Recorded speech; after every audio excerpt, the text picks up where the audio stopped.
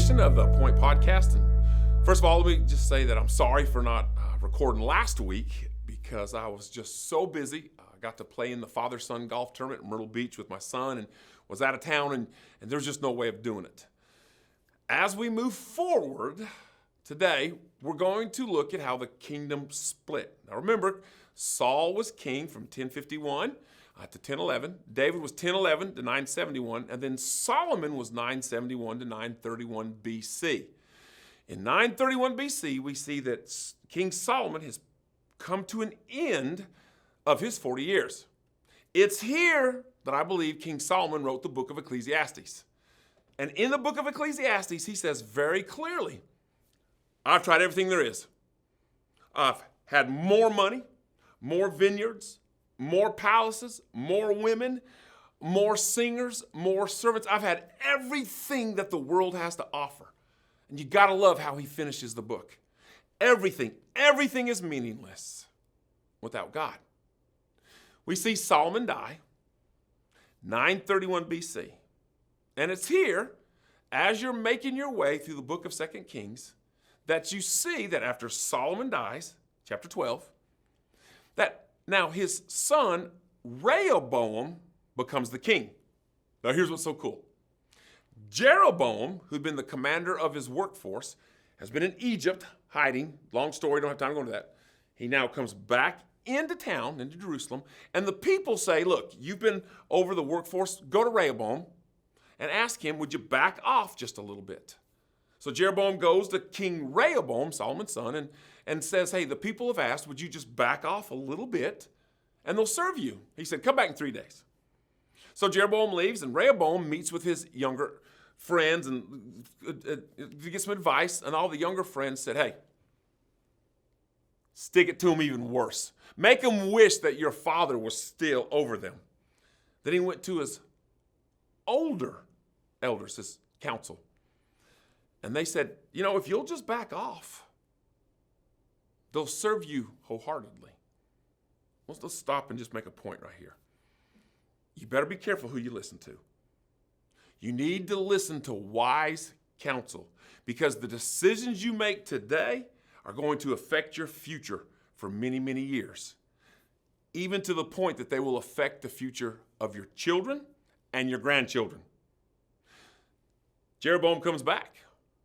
And when Jeroboam comes back, Rehoboam says, you know what? You're going to wish my father was still alive, because I'm going to just make work tougher. Jeroboam goes back to the people, tells them, and all the people say, then what's the point? You become our king. And at this point, we see Israel split. Here's a map that shows you exactly what I'm talking about. We now see that we are split into two kingdoms. This is no longer called all Israel. It is now called the northern kingdom, which is where Jeroboam, the commander of the workforce, becomes king. And the northern kingdom here is known as Israel. The capital of Israel is Samaria.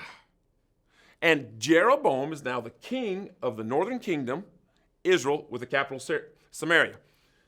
Judah is now the southern kingdom. Jerusalem is the capital, and Rehoboam is the king. I've heard through the years people talk about Israel and Judah being the same thing. That's not true.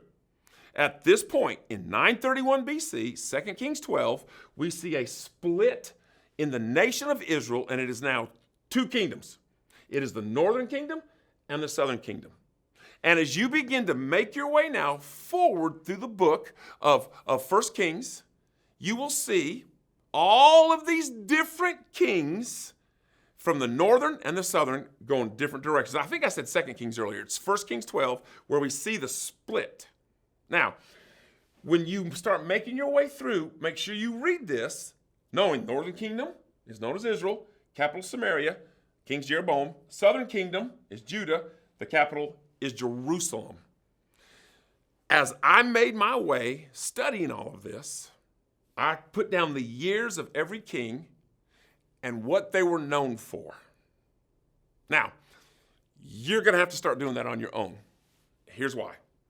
My life is so busy right now that I'm about to launch Dean Herman Ministries, and I'm going to begin walking through the Bible, starting in Genesis in August, making my way forward on the timeline. I'm going to literally take the Bible and walk through the timeline as it appears through the pages of Scripture. I love doing this, and those that have been following so faithfully, thank you.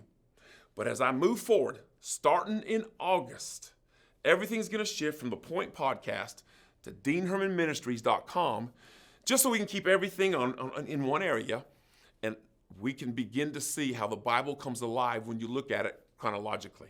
So if you've been looking to the Kings, what we can learn from them, thank you. But I believe if you'll continue moving forward on the timeline, looking at the lives of the Kings, it really will help make the Bible come alive. So thank you again for watching, learning, and now let's just shift our way come August to DeanHermanMinistries.com. See you there.